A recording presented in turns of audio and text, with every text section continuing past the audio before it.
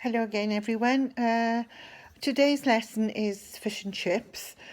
We don't have fish and chip shops in France. There apparently is a mobile fish and chip seller, but we've never actually found him. So I was forced to make fish and chips chip shop style. So it's quite straightforward. If you just follow the recipe, the batter for the fish, as I say, you can put in beer, milk or fizzy water as per your tastes. I have got a confession, I didn't have a bottle of beer, I had a bottle of shandy. So I used a bottle of shandy in it, so it's sort of got a lemony hint to it. But again, if you've just got ordinary beer, that's fine. It worked with the shandy. You can add a bit of a squirt of lemon to the mix, to the batter as well, and that's quite good. Good luck with this one. Okay, today it's fish, chips and mushy peas, people. So it's for 4 people or 2 greedy ones. Of course, we come under the greedy category. So 500 grams of white fish. So pollock, cod, hake, whatever you can get. 2 potatoes per person. 1 can of mushy peas or dried peas, which you have to soak overnight and then boil up. It's a lot easier to get the cans.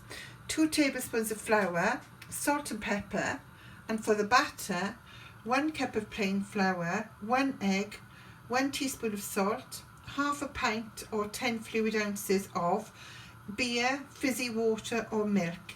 It can be one of the above. So if you're sans lactose, put beer or fizzy water. If you can have lactose, have milk. Have whatever you want. I prefer beer batter myself, but I'm not even sure I've got a bottle of beer today, so it depends what I'm going to put in mine. So there are the ingredients. You've got the fish, I've got cod, and I've left one big piece for Mark. I'm going to have a smaller piece, but I've also cut the other half of this piece into small pieces. It'll make fish goujon or little fish battens, but I like the children to have these because they're more manageable and you use less fish and there's less waste. It's 2 potatoes per person, but my potatoes are quite big today, so I've got 3 for the 2 of us.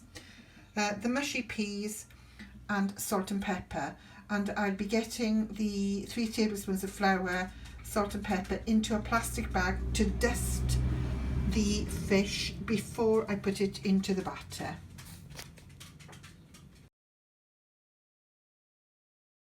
Okay, same as usual, wash your potatoes, peel them, put the peelings into our fridge veggie bag for stock. Then you slice them, peel them, slice them into chips.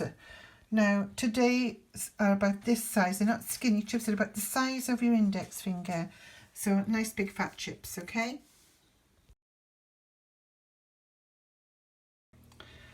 So I'm about to make the batter. So I need a cup of plain flour, 1 egg, a teaspoonful of salt, and I'm going to use a bottle of beer which I found in the fridge in the barn.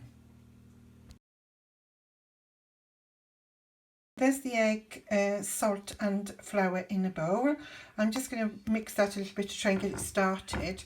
There's obviously not enough liquid in there to get all that flour sorted out. So I'm going to start adding my bottle of beer. Don't forget, you can use fizzy water or milk. So it's just what I've got here.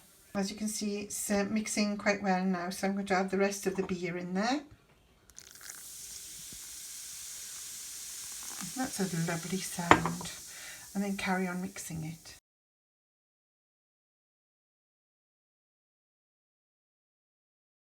There it is with a whole bottle of beer in, and as you can see, it's quite a thin batter. In fact, you could say almost like pancake batter, which basically it is, obviously, but pancakes don't have the beer, they just have milk in.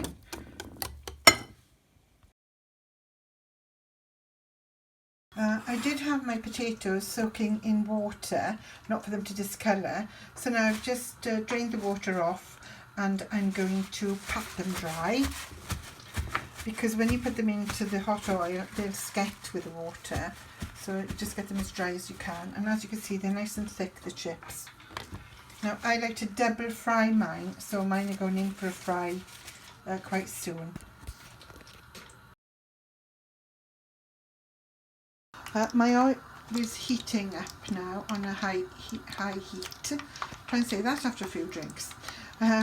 So the way to test if your oil is hot enough, I've just put a potato in there. So when that starts fizzing away, then your oil is going to be hot enough for the rest of the chips to go in there. There it is, you can see that chip fizzling away in there. So I'm going to put the rest of my chips in now to have the first fry. There they are, all the chips are in the fat now.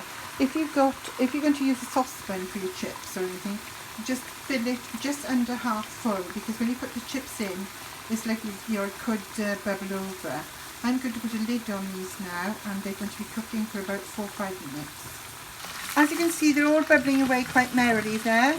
And the reason the oil needs to be so hot is it actually sears the potato, and then the potato doesn't absorb the oil. So the hotter it is, the better for your potatoes. I think the actual temperature should be about 165 degrees, but I've not got a thermometer. Now, this is nearly the end of the first frying. As you can see, they're starting to brown a bit, so they're more or less half cooked. I've got my oven on 60 degrees, so that's 160 for the oven. And I'm going to put them on a tray in the oven until the fish is cooked, and then I can do my second frying.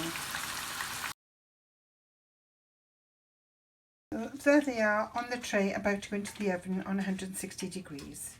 Then I'm going to start the fish. So I'm about to batter the fish now. So I've got the fish, plastic bag with flour and salt in, and the batter. And as with the home fried chicken, I'm dipping the fish into the flour so that the batter sticks to it. I put the medium size in there, and I'm going to put the little ones in as well. Twist the bag so that the flour doesn't go everywhere, and then just give it a shake so that they're all nicely covered with flour. Coated though. Oh sorry, coated with flour, yeah, coated with flour. So there you've got the piece of fish coated with flour. I'm now going to take the batter to the fryer, because you don't want to drag it all the way across. So you dip it in the batter. Now this is a bit dangerous because you've got hot oil here, so I'm just gonna, it's dipped in the batter, and then I'm just gonna pop it into the fryer. There you go. Bubble, bubble, bubble. Don't worry about the little bits of batter coming off the top. And I'm going to do the same with the little pieces, or the goujons, or children's size portions.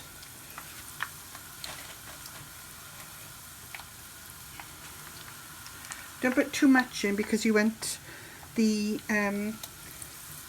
fish to be able to, or the oil to be able to cook all around the fish. There you go. There's my little ones. You can see those have risen to the top. Don't be fooled, normally it should be cooked at that stage, but obviously it's not, because it's only just gone in.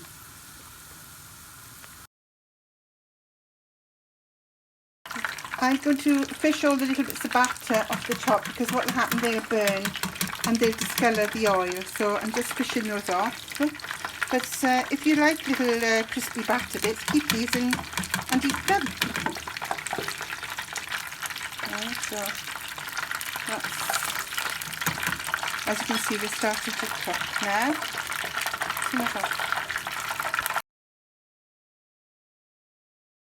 Okay, you can see it's starting to brown now. I've turned them all over, so that's the one side is done. Okay.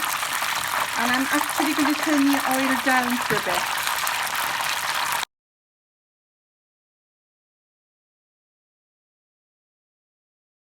Okay, so I've just put the fish onto the tray with my half-cooked chips. I'm going to put the fish and the chips back into the oven whilst I cook the large piece of fish. Okay, so same again. The big piece of fish is going into the bag with the flour.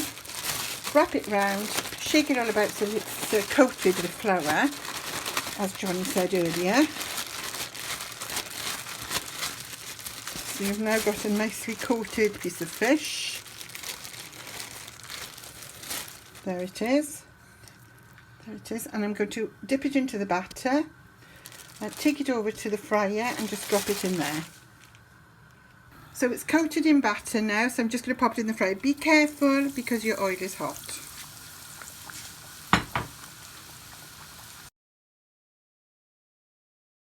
There's the large fish in there. I've just fished all the crispy bits out and turned it over. Usually the fish should fry for 10 minutes, but I find that's too long. So I think 3 minutes on either side, which is 6 minutes, is fine. Then because mine always goes into the oven before I do the second frying of chips, I find that finishes the cooking off. The batter around the fish forms like a little air bubble, if you like. So the fish is cooking in there nicely and it should be really good.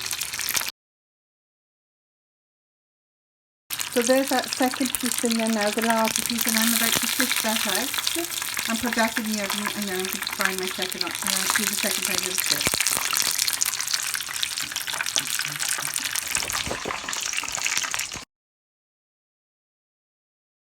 Easiest part of the recipe, I've opened a can of mushy peas and I put them into a saucepan to warm through. The mushier the better, so just I boil them up and then Mark likes them like that. What I've done as well, because I've got absolutely loads of batter left, I've just peeled an onion and I'm actually going to do some onion rings. Again, same process, into the flour and salt, into the batter, into the fryer. And I work on the principle, when they're brown they're done, when they're black they're burned. So enjoy. Onion rings cooking. I didn't separate them into rings because I quite like them nice and oniony. So you can just separate it, but it's more of a faff. And since only I like them, it's just a little bit for me. There's one of the little goujons cut in half, and you can see the fish is nice and juicy in there. Just about to have a sneaky taste of that now, and then I'm going to plate it. So there it is, battered fish, or battered cod actually, chips, mushy peas with my little onion rings. I put a little bit of lemon on the top there because we don't have malt vinegar here like you do in England. So all there is to add to that is a little dusting of salt, and if you want tomato sauce, mayonnaise, etc., and just knock yourself out. Bon appetit! Mark's got to have some bread and butter with his because he's from Liverpool and he has to make a butty.